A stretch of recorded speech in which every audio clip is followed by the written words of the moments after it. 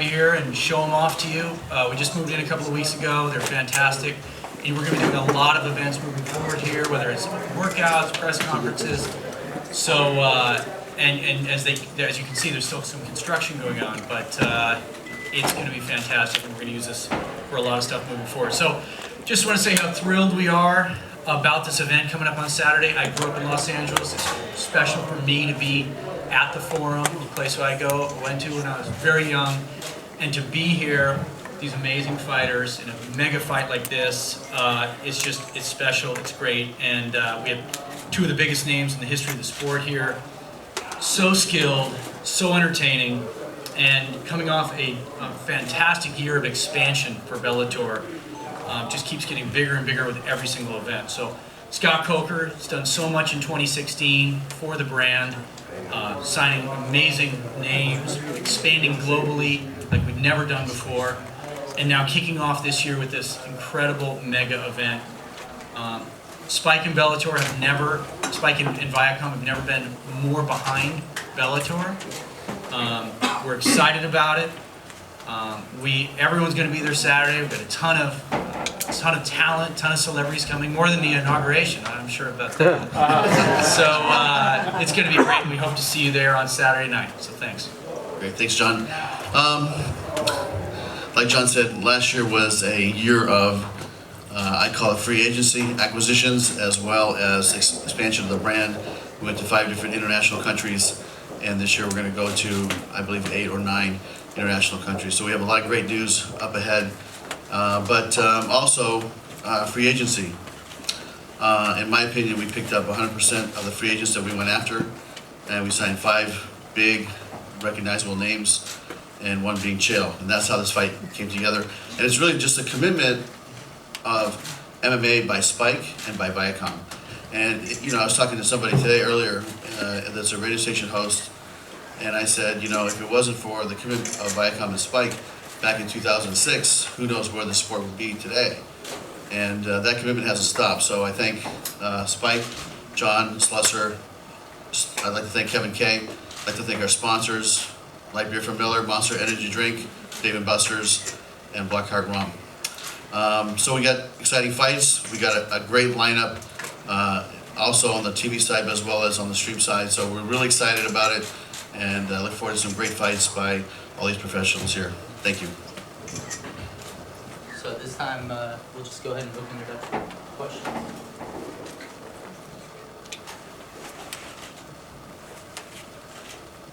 Tito, when did you decide that this would be your final fight, and why? It was a big decision. I went with my family, and of course the injuries are the surgeries I've had. Having 8 major surgeries through my career, starting in 2003 with ACL surgery, ending up with fused C6, C7 in my neck last year after the Liam fight. My biggest enemy has been my body, because I push myself so hard. I don't take shortcuts.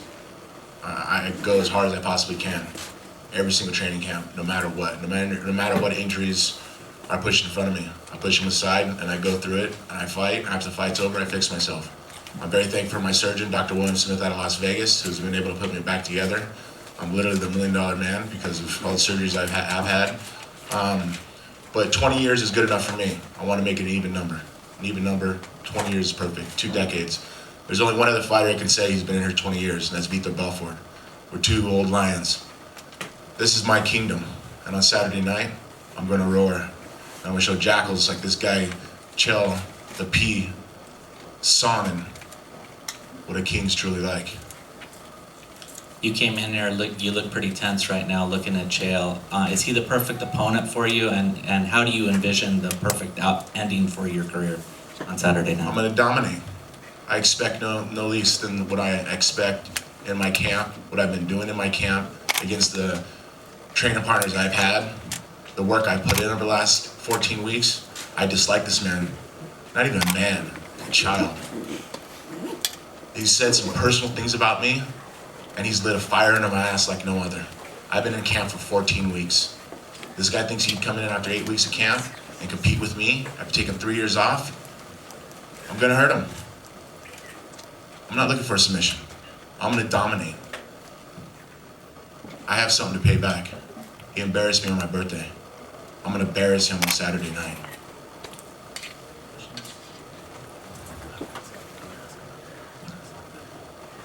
First to you, Scott. Do we have a confirmation on the opponent for Colleen Snyder this weekend? That's something we may have ready to announce later this afternoon, but right now we do not. Okay. And then you've announced the fact that you're crowning a 145-pound champion right now in the women's division. Are we going to be seeing a flyweight champion crowned this year? Right now we'll commit to the 145-pound division, and then we'll see how it goes. But I would say by the end of the year we will have a new 25-pound champion too. For Paul, now Great Britain has had so many great champions over this past year in terms of the boxing and combat realms. Can you, kind of expand about how proud you might be of Great Britain and how far it's come in terms of the combat realm, and you being a representative of that here on the Bellator? Yeah. Well, first off, us in Great Britain, we started this shit. We started fighting. We started taking over countries and all that stuff, and we had the Great British Empire and fighting's in our blood. As far as the recent champions, I think the support that we're getting from the media and the fans getting behind these individual sports is doing great and creating stars, putting on the big fights. And for me, I'm very proud to be a fighter from England. And for you, Chael, a lot of talk about how media kind of affects a fighter coming into fight week. You seem to be one of those that relish in the fact that you do a lot of the media during fight week.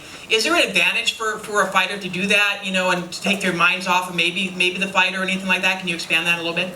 Yeah, I like distractions. I don't even know what Tito's doing here. I came here to fight Vanderlei Silva, and he's busy. I got a phone call, said, you want to fight Tito on January 21st? My wife said we didn't have anything going on, so I came out to California.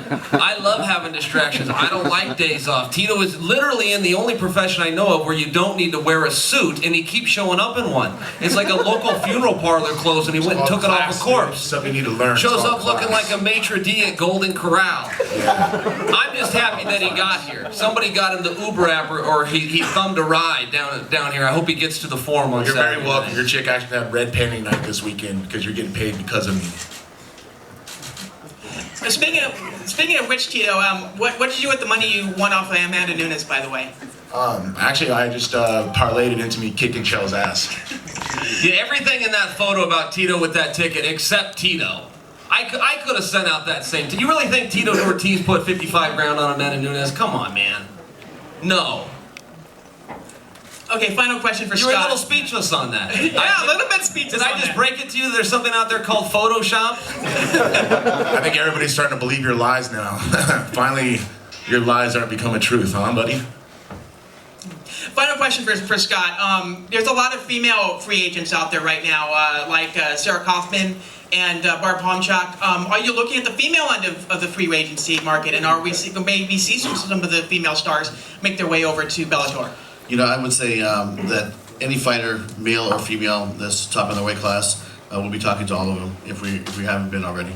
Thank you. Two questions over here, Tito. Last fight, going through that camp, have you thought at all about your legacy, what this is going to mean? Last time walking in the fight, is any of that popped into your head while you were working out? No, not at all. All I've been thinking about is just beating Chael, that's it.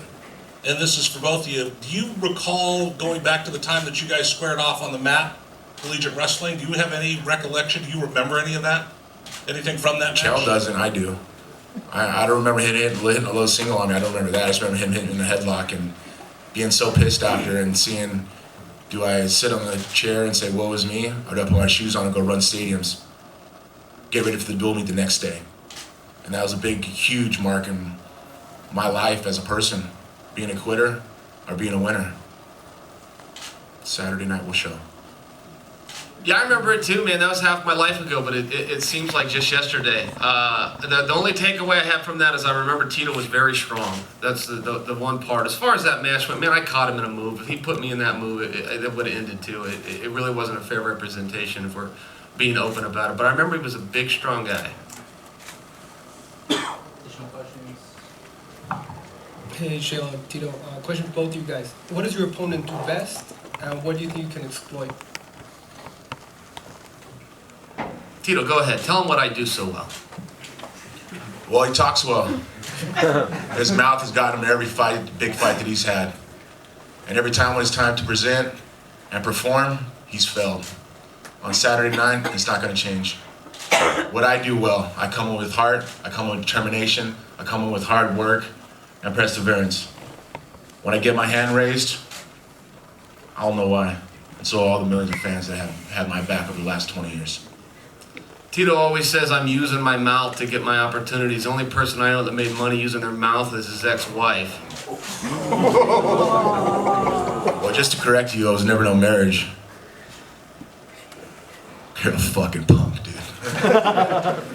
That's what you call class, right here, compared to no class. That was a nasty line. No class. No class at all. That's why you see him with thongs and fucking jeans and a t-shirt. No class. They don't call you the bad guy for nothing. Bad girl. This is for Halleck Gracie. Is this Eddie Mercado right here with Bloody Elbow? Is this going to be a one and done for you, or can we expect to see you again inside the Bellator cage?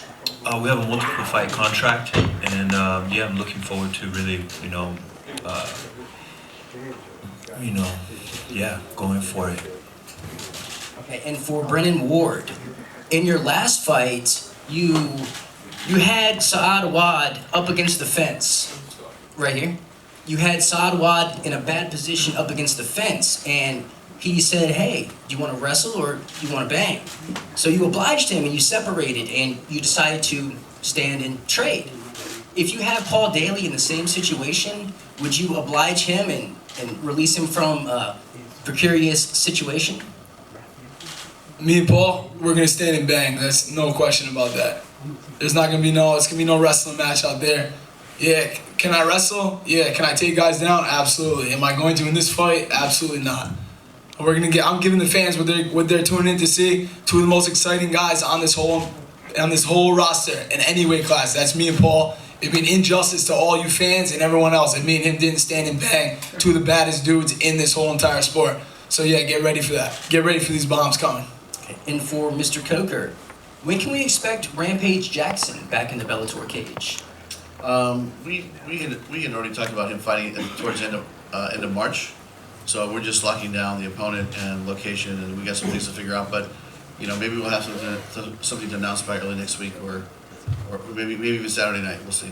Okay, and have you looked into Ryan Bader or Lorenz Larkin as being potential additions to Bellator? I'll tell you, it goes back down to the philosophy of, look, if you're a free agent and you're completely free and you are in the top rated, like Ryan is, and you're free to talk, we're going to talk to you. So we're talking to everybody.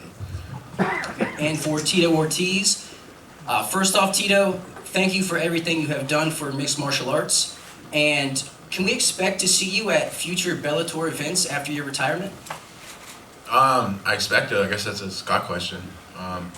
Mr. Coker? Yeah, absolutely. Yeah, Tito's been a great brand. Tito's a legend in the sport. He's done everything. He's accomplished everything, and he's been a great brand ambassador for Bellator. Ever since I've been here for the last couple of years. And I mean, I've been treated with nothing but respect, nothing but class through Bellator. Anything they want me to do, I'm willing to do. I'm here for them. I'm here for the business. I'm here for their company. They need someone, an ambassador, push it forward. I'm here to do it, without a doubt. With class, too. Scott, can you talk about the landscape of free agency? I know since the UFC has been sold, there's been a lot of cutbacks over there. Do you anticipate them to be making some wholesale cuts in their roster? And maybe, Chael, you may have some inside information on that as well. Yeah, I think I can't speak to their business philosophy or which direction they're heading. I can only say that the phone has been ringing a lot more in the last 6 months than it has maybe the year before that. And we picked up 5-6 pretty good free agents, and we're negotiating with 2 or 3 right now. So, like I said, we're committed to going after everybody, and we received the mandate from the top down saying, look, if they're free and you think they can move the needle, then go get them. So that's the commitment. As Scott said, Tito, we do thank you for your 20 years in the sport. You're clearly a legend. You know, you were the poster boy of the other organisation for a long time. Do you think Chael's making a mistake in this is your last fight in the fact that he continues to poke the dragon? It's kind of funny. I listened to Christian Walken little skit he did, and he talked about a lion, king of the jungle, this huge lion with a big giant mane, in this hot, smothering weather in Africa. And the little small lions come up, kind of poke at him, bite on his ear, bite on his neck. The lioness comes over and bugs him. Then you got the jackals and the rest of the wilderness looking and seeing these lions on that mountaintop. They come over and bother him. The jackals laugh at him. The hyenas laugh at him, nip at his toes. They eat all of his food, and they sit back. They got jackals like this. You think it's a comedy. Until one day he gets sick of it, and he attacks, and he shows these people who the fucking king of the jungle is. And this little hyena, I'm gonna eat right through him. And we'll see on Saturday night. You know what? It's good, because it fuels me. It's fueled me over the last 14 weeks. And it's great to see, because you hear that snoring nose? That's a snoring nose you're gonna hear in the second round of the fight. Ha! That's good. That was good. That was good work by you. I gave you a good setup. Yeah, you're a good comedian, man. That's about it. You're a good actor. That's about it. Just here to help. I'm a fighter. You're an actor. You're on The fucking Apprentice because of me. You're the bad guy because of me. You try to talk because of me. You've never won a world title. Who's the last champion you've ever beaten? Who's the last legend, as you say, you've ever beat? You call yourself a legend? What have you done legendary besides talk? Buddy, on Saturday night, those little blue eyes are gonna be sparkling even more, man. Just wait and watch. Just wait and watch. Just fucking, you dug your grave, man. You have dug your grave. This is no game. That wasn't classy. I don't care, man. No, I don't care. classy. You ruffled my feathers way too much, partner. No. You talk about my ex, man. You say shit like that. You're classy. Tito. Come on, 4-letter words. Come on, Mr. Class. Classy. You ready to go, Tito? Yeah. I've been ready to go for the last week.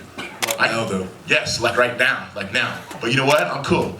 I'm professional. I've been doing this for 20 years. Classy. I'll step back and I'll wait till Saturday. I'm okay.